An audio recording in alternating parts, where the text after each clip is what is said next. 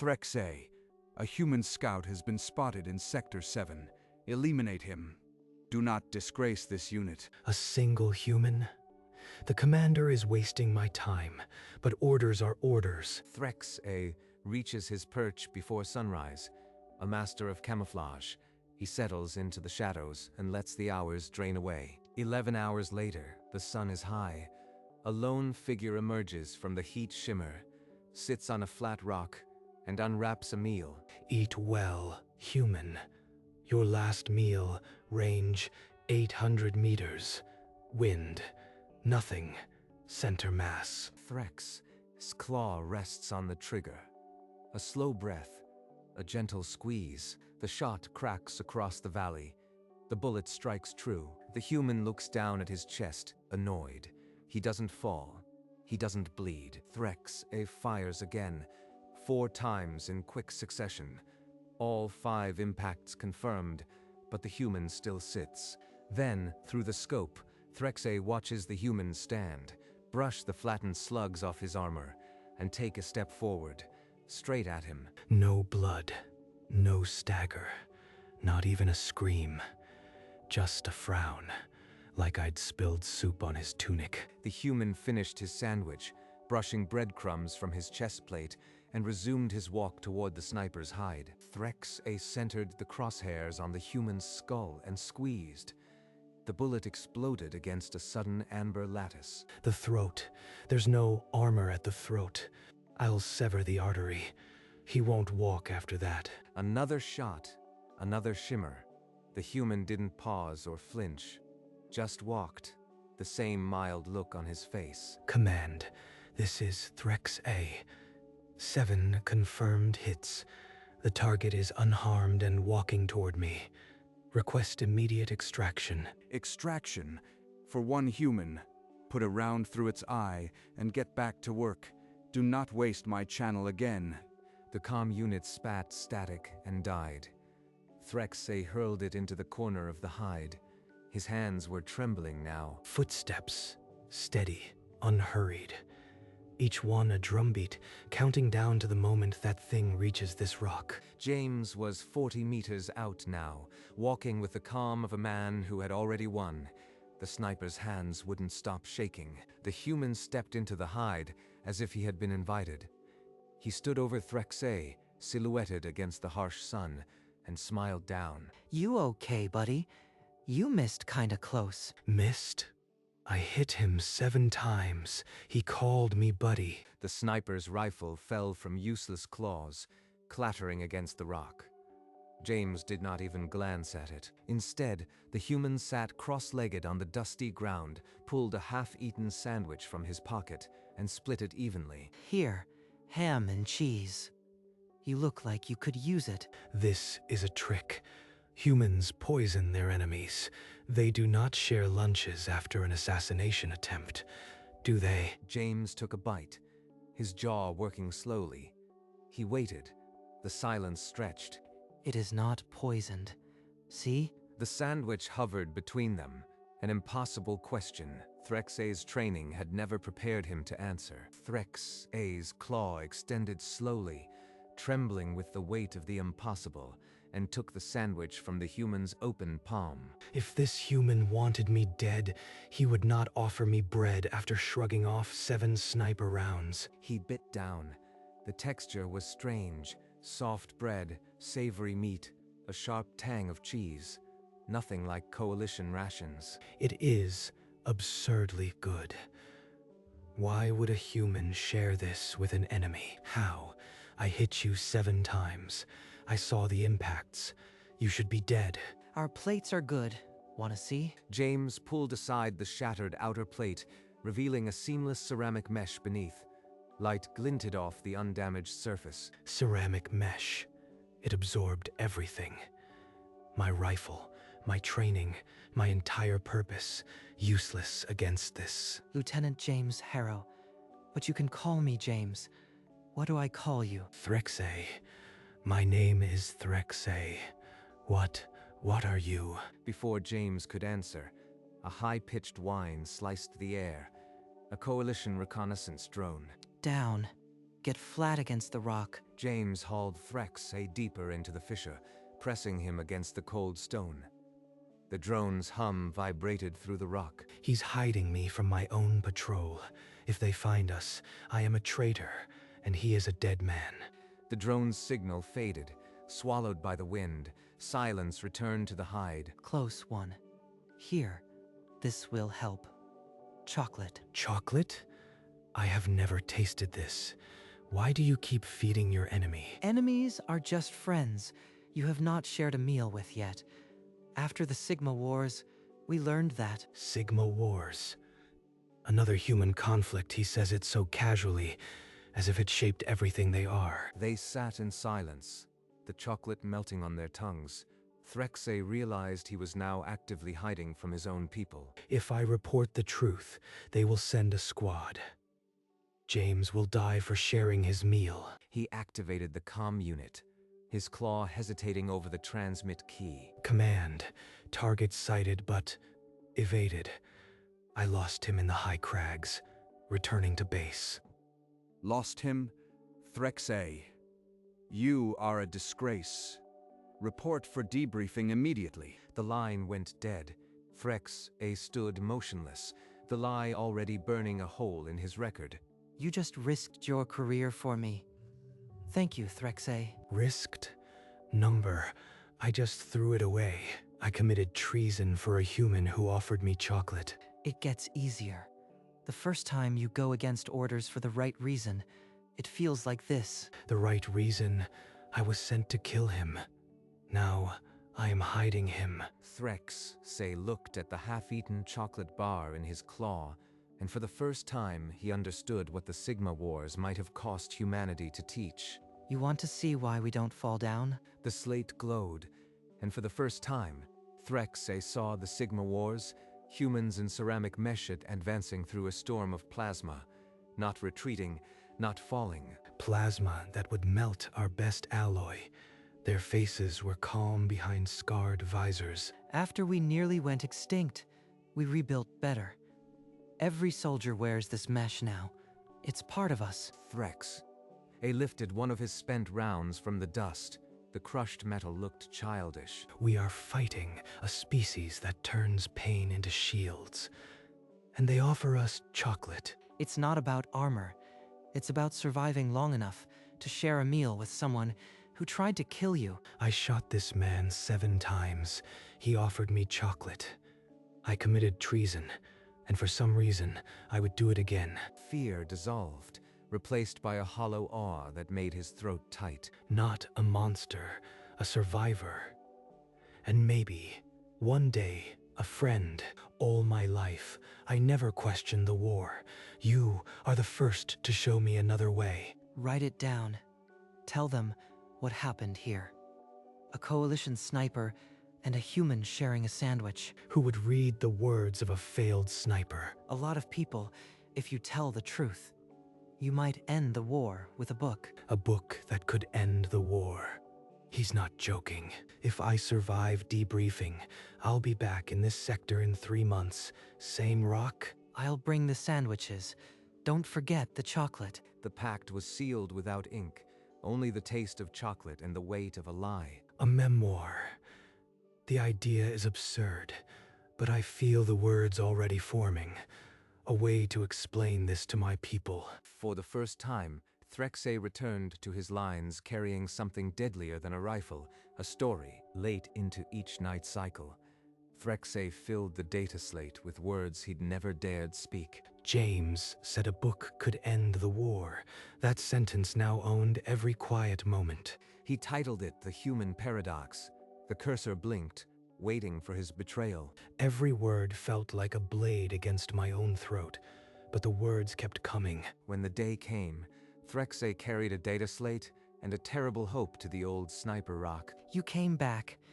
With a sandwich, I hope? James read the manuscript in silence, his smile deepening. This could end the war. There's no going back after this. Come with me. Get me out of here. I am done killing for nothing. The decision was made, the manuscript was real, and Threxay was no longer a coalition soldier. The extraction took hours of terror. Now, In a human safe house, Threx-A sat staring at the manuscript that had cost him everything. I've traded my species for paper and ink, and I would do it again.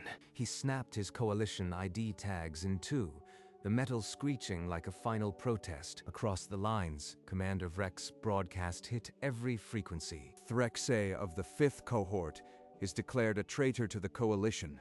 His name shall be struck from all records. In the War College, cadets listened in silence, their eyes wide.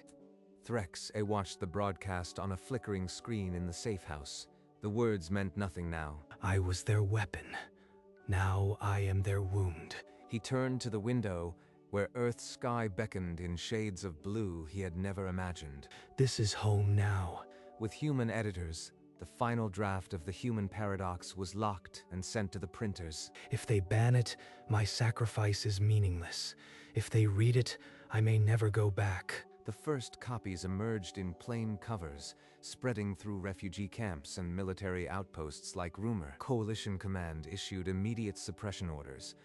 Possession became an offense. The ban only increased demand. They are reading it. My people. My words. On the human front, soldiers traded copies instead of rations. A sergeant read a passage aloud to a mixed squad. They laugh at the title, but they remember the sandwich. The book crossed into the hands of a coalition instructor, who read it in secret and wept. Amid the chaos, Threx-A monitored the reports, his name now a ghost in two worlds. I have become the wound I aimed to create. Now, let it bleed. Desertion among coalition frontline units doubled. In trenches, soldiers traded dog-eared copies of the Human Paradox like contraband. Whispers spread. The human who walked through bullets, the sniper who fed him. In the War College, debate raged. Some faculty called the text treason. Others, the first honest account of the war. Coalition High Command denounced the memoir, but its words had already reached the ears of cadets. Summoned before a human oversight committee, Threx-A took the stand, his voice steady. I was a sniper. James was my target. He shared his sandwich. That truth is stronger than any bullet. The testimony was broadcast across all networks. Headlines blazed. Defector's testimony shocks Senate. A young cadet in the War College clandestinely read the transcript, his eyes wide with troubled awe. They are listening. Even in the War College, they are listening. The War College stood on the threshold of a decision that would redefine the war. The vote passed. The Human Paradox was now required reading for every cadet in the coalition.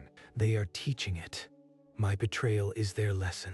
In his secure flat, Threx-A watched the bulletin and broke down, tears carving lines through dust. A mandatory broadcast showed Commander Vreck, grim-faced, holding a copy of the memoir as part of his command review. Vreck's scowl deepened with every page, but he did not stop reading. In the War College, a young cadet underlined a passage in yellow, his expression troubled. Around him, pages turned in unison, a rustle of mass revelation. I aimed to wound the coalition. Now I am teaching it to heal. The memoir had become institutionalized, a mirror held up to an entire generation. James, we did not end the war. We changed it. Peace talks opened with a passage from The Human Paradox. The coalition envoy read it in a trembling voice. Threx-A was invited to speak on a dozen human worlds, often to halls packed with soldiers and civilians alike. They call me the voice that ended the war, but I never heard the shot that started mine. A message arrived in his private terminal. The sender code still the same, after all these years. Same time next year? He remembered. A statue was erected in a neutral square. Two figures, human and alien, sharing a sandwich on a bench, visiting it alone. Threx-A traced the bronze seam of the sandwich, a ritual in silence. An entire generation knows this moment, but only James knows how the sandwich tasted. He walked away, lonely in his fame, the first invitation to return hanging in the air like a promise. 1 year after the armistice, Threx-A walked the garden path of a neutral world, a single bench waiting under purple leaves. James was already there, reading a news tablet, his hair more gray than brown, He looked up and smiled. You came back. I wasn't sure you would, but I brought an extra sandwich, just in case. I almost stayed away. Then I remembered the chocolate. They embraced, a brief, fierce squeeze that would have confused their old commanders. On the bench, they unwrapped identical sandwiches. Ham and cheese, just like the one that had started everything. Ham and cheese. The recipe hasn't changed. Neither have you. I have changed. I no longer shoot people before lunch. Usually. They laughed, a rusty sound that startled the birds from the trees. James held up his pinky. Threxe hooked a claw through it. Same time next year. A vow. Year after year, the bench stayed the same. But James's hair went silver, then white. Threxe, ageless, watched time age his friend with the helpless patience of an immortal. A holo album in James's pocket showed 26 sandwiches on 26 sandwiches on 26 afternoons. Remember the year I tried pastrami? You spat it into the bushes. I maintain that pastrami is a biological weapon. News feeds began calling them the Sandwich Pact. A symbol, they said, of the peace they'd forced the galaxy to accept. Each year, James moved slower, but his clutch on the lunchbox never faltered. A child once stopped at the bench. Are you the ones who stopped the war? No, kid. We just shared a sandwich. The peace took care of itself. Threxe helped James stand, his claw gentle around the human's elbow. Some things never needed a book. The wheelchair left thin tracks in the fallen petals, as Threxe pushed James to their bench for the 40th year. The lunchbox, dented and faded, sat on James's lap like a relic. 40 years, Threxe. 40 years, and you still bring the same mustard. Some recipes are worth protecting. They ate without hurry, the ham and cheese tasting exactly as it had that first day under the sniper's scope. You were the best enemy I ever had, and the best friend. Threxe tried to speak, but his throat had closed. A single tear carved a path down his scaled cheek. Don't cry. You still owe me a sandwich next year. Threxe knew there would be no next year. He nodded anyway, his claw tightening gently around the fragile human hand. They watched the sunset paint the purple leaves gold. Two old warriors who had traded bullets for bread, and won. The following year, Threxe sat on the bench alone, a sandwich resting where James used to be. A small brass plaque now adorned the backrest. Here, enemies became brothers. He would have laughed at the plaque, called it too fancy for a sandwich spot. Alien children played chase among the purple trees, their laughter a bright counterpoint to the silence of the bench. Threxe opened his data slate and began typing a final addendum to the human paradox. He told the truth about a sandwich, and a war stopped. I only held the bread. He sent the epilogue to his human publisher, then sat back and watched the children. They will never know his name, but they will taste his ham and cheese every year at this bench. He stood, leaving the extra sandwich on the bench for whoever might need it. Threxe walked away through the falling leaves, no longer a soldier, no longer an exile, just a friend keeping a promise. Across the galaxy, statues immortalized the sandwich, a human and alien, bread in hand. They called it the Sandwich Pact. The peace born from ham and cheese spread faster than any treaty. In the park, the bench became a shrine. Veterans left medals, children left drawings of sandwiches. A human boy and an alien girl shared a sandwich, laughing as mustard dripped onto the plaque. A young cadet closed the memoir, chose diplomacy, and whispered, "I want to be like them." The Threxe and Harrow Memorial Library opened on the anniversary of the armistice. Threxe, ancient now, walked among the shelves, a claw resting on a well-worn copy. The old sniper hide lay overgrown, purple moss erasing the bullet scars. Each year, a fresh sandwich appeared on the bench. No one knew who left it. It was not me, but I know James would have approved. The memorial bench had held 40 years of promises, and tonight it held only Threxe. You said I missed kinda close, James. I've turned those words over in my head for 4 decades. He opened his claw to reveal the spent slug, the one he'd kept since that day, a tiny, flattened betrayal. I missed nothing. I hit exactly what I was aiming for. A friend. The confession wrapped around him, warm as fresh bread, and the old war fell utterly silent. He set a fresh sandwich on the bench beside the brass plaque and touched the words. Same time next year, James. I'll bring the mustard. The bullet slid from his claw into the grass, forgotten at last. The park bloomed in silent purple, as it always did, and he smiled. Some targets are won, not taken. That was the whole point of the ham and cheese. The park held its breath. Purple petals drifted onto the empty bench, and the sandwich waited for no one. Threxay did not return the next year, nor any after. But the sandwich always did. Some said it was a local bakery, others a veteran. No one asked too loudly. The ham and cheese became a symbol, not of a treaty, but of a truth the galaxy nearly missed. He said, I missed kinda close. I missed nothing. I hit exactly what I was aiming for. A friend. Same time next year, buddy. I'll bring the mustard. The bench stood quiet under the purple canopy, a monument to the two who proved that bread could stop a war. A child once asked why the bench was special. An old alien replied, because someone shared a sandwich here. The slug lay in the grass, rusting. Above it, the park bloomed. Some wars end with a bang. This one ended with ham and cheese. The statue in the square no longer drew crowds. It just stood there, a human and an alien sharing bread forever. Tourists would take photos, read the plaque, and maybe buy a sandwich from the stall nearby. They'd heard the story. Some believed it.